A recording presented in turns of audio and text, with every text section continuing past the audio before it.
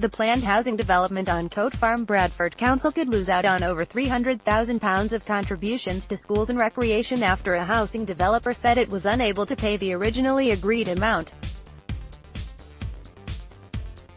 Persimmons Homes' plans for 220 homes on Cote Farm in Thackley date back to 2013, and met with a huge amount of opposition in the area.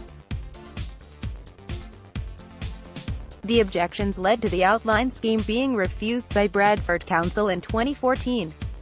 But the developers appealed, and in 2015 a government planning inspector overturned the council's decision, saying the need for housing land in Bradford was severe and immediate. Detailed plans for 60 of the homes has already been approved, and more recently the developer has submitted the detailed plans for the remainder of the development. On Thursday, the Council's Regulatory and Appeals Committee will decide whether to approve these plans.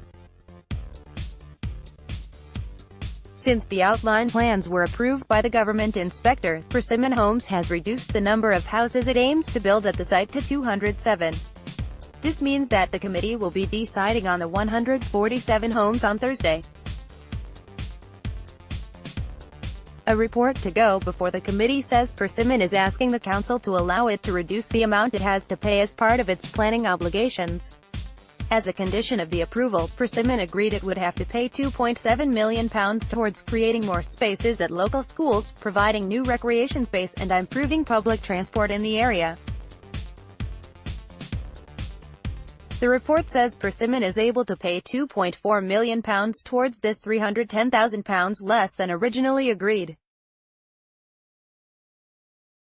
This follows a development appraisal submitted by the house builder and independently assessed.